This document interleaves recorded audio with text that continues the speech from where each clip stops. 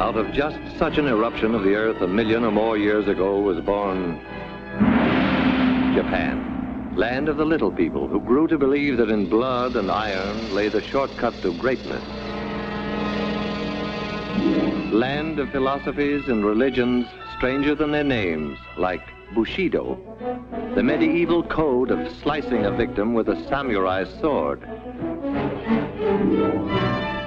Hako Ichiu, which means the four corners of the world under a Japanese roof.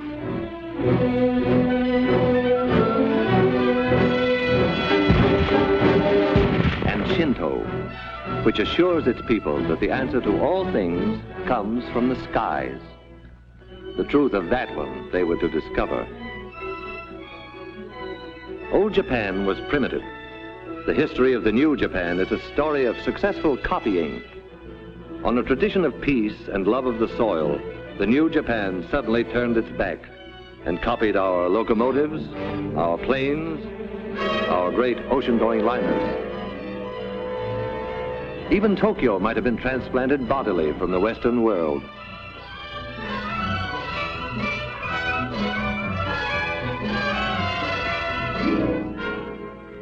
Japan's plans for world conquest were financed by the fine thread of an industrious caterpillar, woven into silk and stamped "Made in Japan" for its English-speaking customers.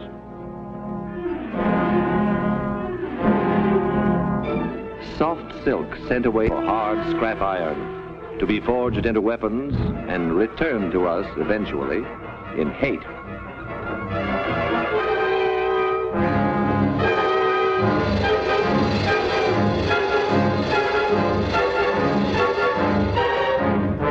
Made in Japan became a sentence of death.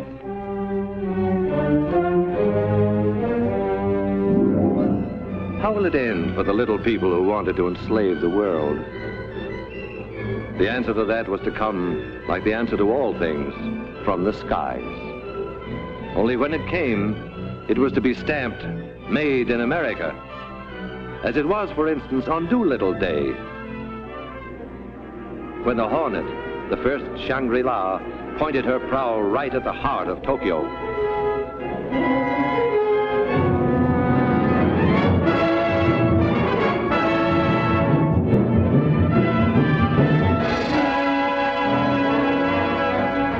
This was the first brief answer to Japan that came from the skies. It was not to be the last. General Doolittle vowed, "We're going back to Tokyo, and we shall go in full array and with mighty allies." A weapon was ready.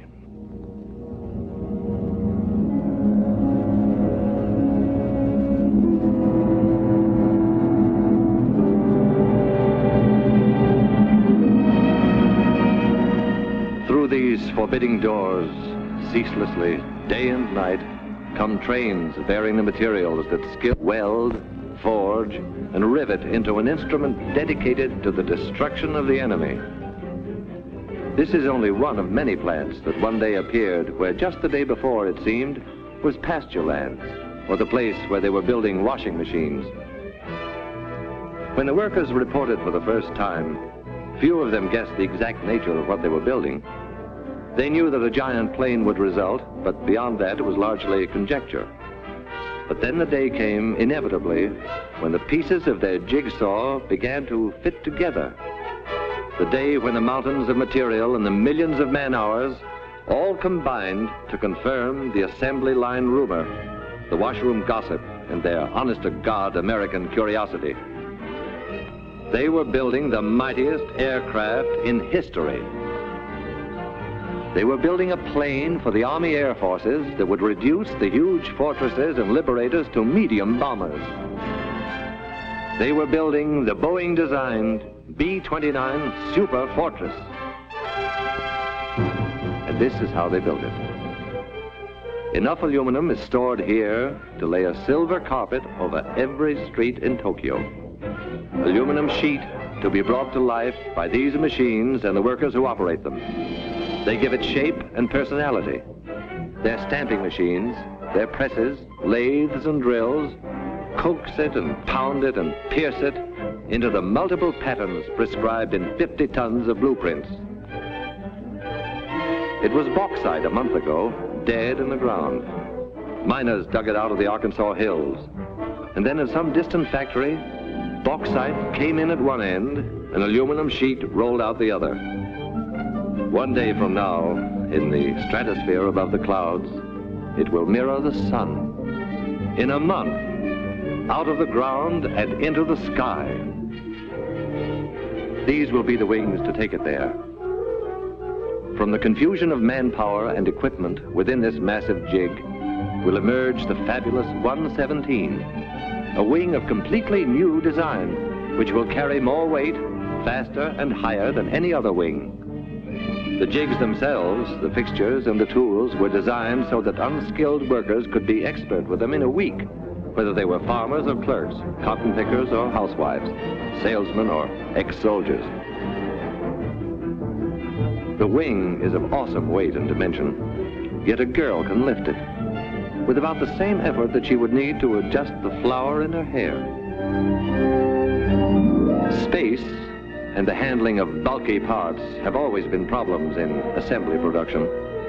The engineers who designed this plant solved both problems at once with a few strokes on their drafting boards.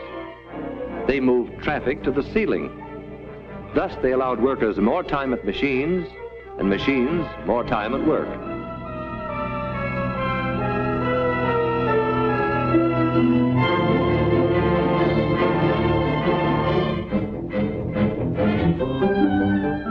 Here is the wing in a more advanced stage. If the workers imagined for a moment that they were in a shipyard, it would be understandable. The Mayflower was shorter from stem to stern than each of these wings from tip to tip. All the pilgrims who landed at Plymouth Rock could curl up within the gasoline compartments in the wing and sleep no less comfortably than on their long Atlantic crossing. Each of these nacelles will encase an engine of 2,200 horsepower, 4 of them harnessed to one Superfortress, 8,800 horsepower. What does that mean? Horsepower means more than 300 miles an hour. Horsepower means flying high enough to see all the New England states at once. Horsepower means victory in the air. When these skeleton nose sections are enclosed in aluminum and glass, they will be the most comfortable cockpits a bomber ever had. The windows cannot cloud or frost. The pilot's instrument panel is less complex than the dashboard of an automobile. Soundproofing allows talk without the interphone. And because the entire compartment is a pressurized tank, the air remains practically constant from prairie level to the rarefied atmosphere over the Himalayas. Back of the control cabin is the huge center section. Here the wings will be set. Here the bomb bays will hold the greatest weight of death ever lifted into the skies. Toward the tail, another big pressurized chamber will house the rest of the crew, except the rear gunner, who has a cabin to himself. If in some stratospheric emergency, a crew member must travel between front and rear pressurized compartments, he can slither through this connecting tunnel. An armor glass observation blister. Durable, crystal clear, eyes of every Superfortress.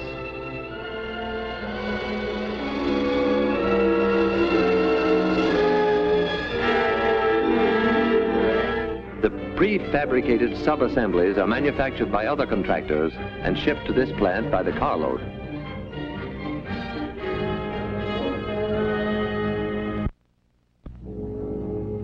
What has been shown here is being duplicated in plants all across the country. Identical miracles of modern machinery, nursed and tended and made productive by people who look and think like these people.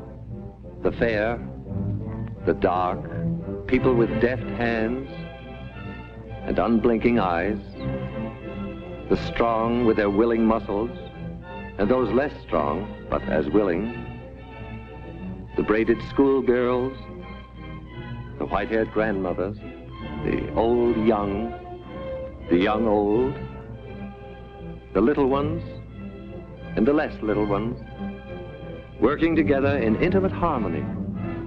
Their product, death. Their goal, peace.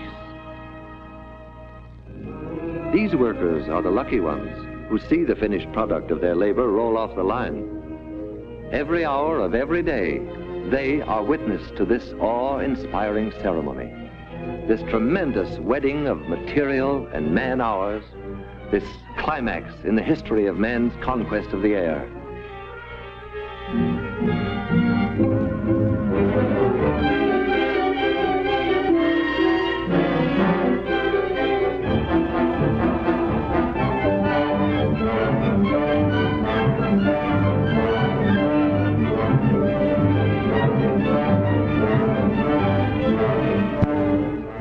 But what of the others who helped, however remotely, to create an aerial weapon they have never seen?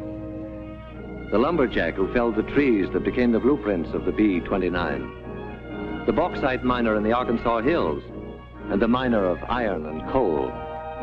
The builder of guns and engines and propellers. The grimy, sweating men who cast the cylinders and forged the crankshaft. The maker of tires, electrical equipment, instruments and safety wires. The citizens who paid for the Superfortress with their purchases of war bonds.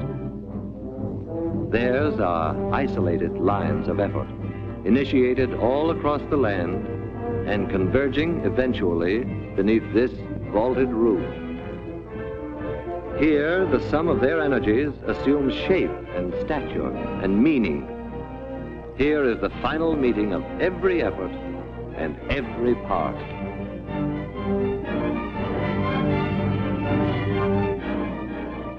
A bold insignia will proclaim to the enemy that this is the proud new weapon of the United States Army Air Forces. But it is our plane, too, because we, the people, built it. We conceived it, financed it, gave it wings.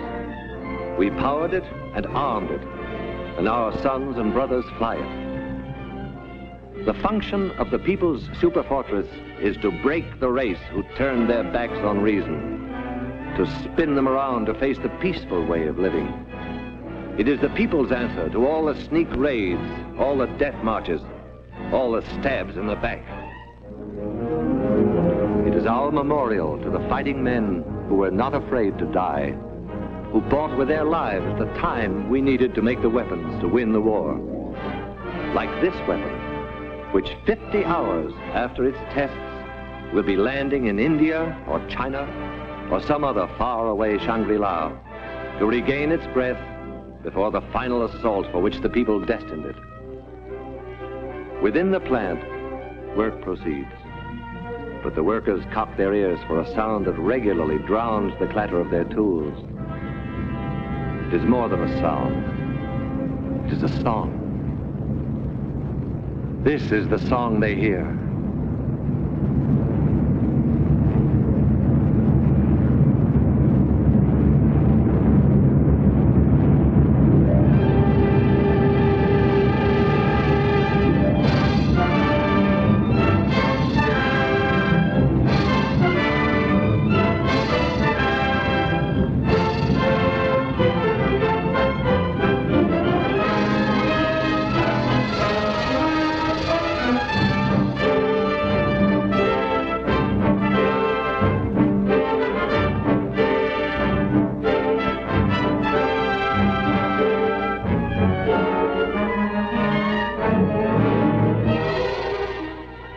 The story begins in 1939 when the far-sighted Army Air Forces said, "We want a plane for our defense that can fly a bomb load thousands of miles out to sea and return." After 6 months' work, there was a tiny model which spent the next 6 months in a wind tunnel. And then there was a full-scale model which was subjected to every punishment man could devise for it. Only after a year of such tests did the Air Forces let contracts for planes that would be built to fight. The B-29 Mitchell is a big, strapping bomber, 67 feet across the wings, but it could reach Japan only if it took off from an aircraft carrier. Much bigger is the famed B-29 Fortress. 104 feet from wingtip to wingtip, it has ranged 1,400 miles over Japan's island conquests. But it cannot reach Japan itself from any base we now hold. The Superfortress, wingspan 141 feet, longer than the Wright's first flight through the air at Kitty Hawk. Range, altitude, and bomb load, secret, though the Air Forces do say of them laconically. Very long, very high, and very large. Because it is a global bomber, around it has been built an entire new Air Force, the 20th. The 20th War Theater is the world itself. Its operations room is the war room of the Chiefs of Staff in Washington. Its planes will be treated as a major task force, in the same manner as a naval task force is directed against a specific objective. Watch it come in for a landing. A revolutionary set of flaps that constitutes nearly 1/5 of the wing area gives the ship a low landing speed and a shorter landing run than many a plane half its size. All this great weight of Superfortress is supported by a tricycle gear whose tires require less pressure than a child's bicycle.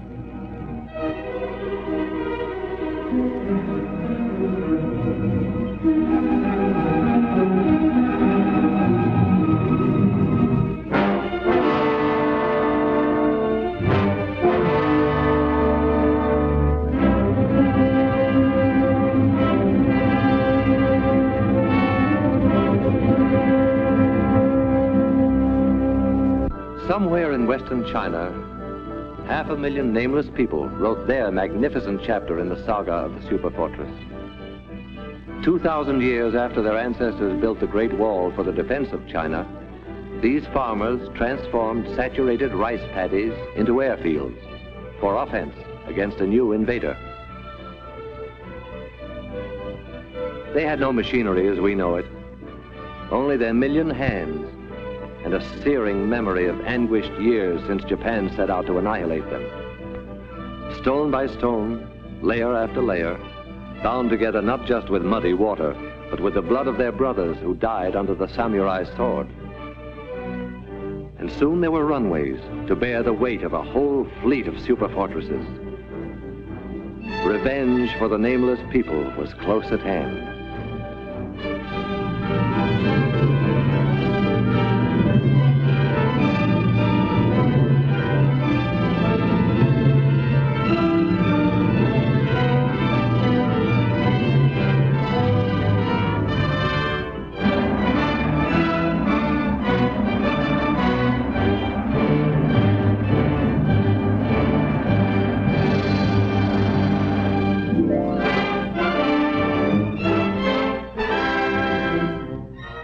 Even in China, land of miracles, the arrival of the Superfortress is an occasion for everyone to turn out in curiosity and in welcome.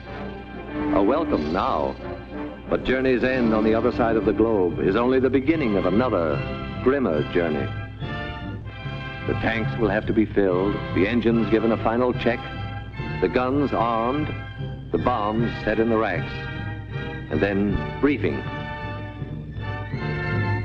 And the assembled airmen will listen to words that a few years ago would have been fantastic, but today roll casually off a briefing officer's lips.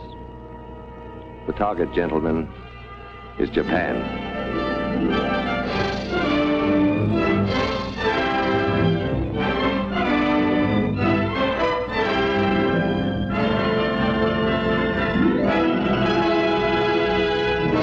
Aviation.